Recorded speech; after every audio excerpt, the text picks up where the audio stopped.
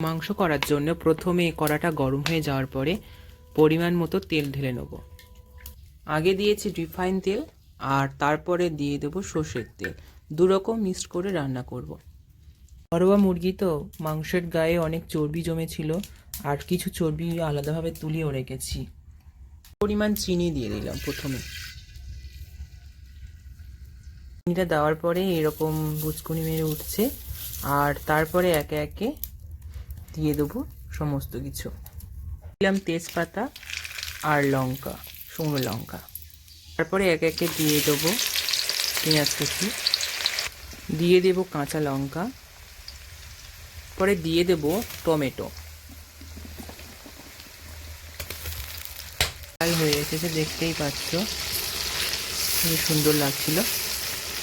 পরিমাণ মতো আদা রসুন,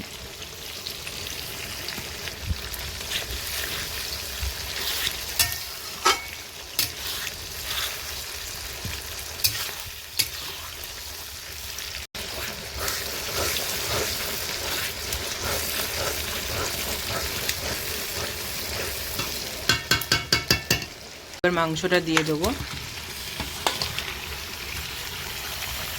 ভালো করে খুন্তি দিয়ে ভালো করে নেড়ে নিতে হবে।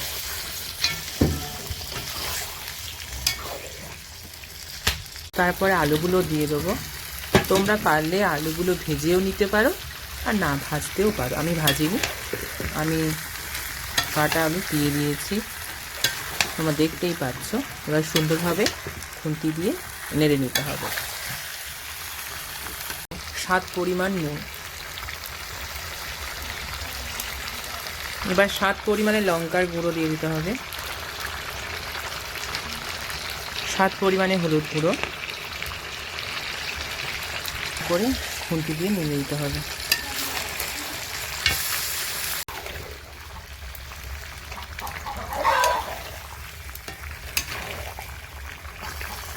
এবার কিছুক্ষণ ঢাকনা দিয়ে দিলাম, এবার আবার খুলে নিলাম।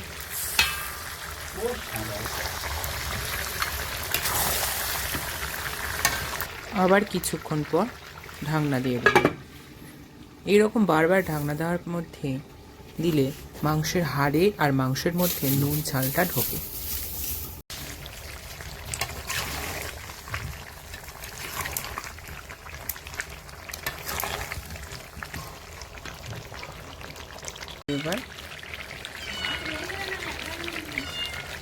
এবার লাল লাল হয়ে এসেছে। এবারে যে গরম জল ঢেলে দেবো।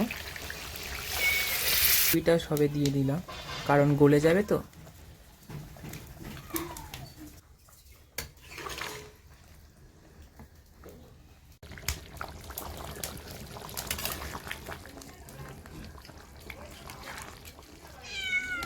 ফুটছে এবারে ধনে পাতাগুলো দিয়ে দেবো ওপর থেকে।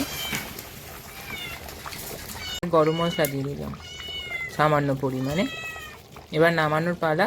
একটু নাড়াচাড়া করিয়ে আর কিছুক্ষণ পর নামিয়ে নেব।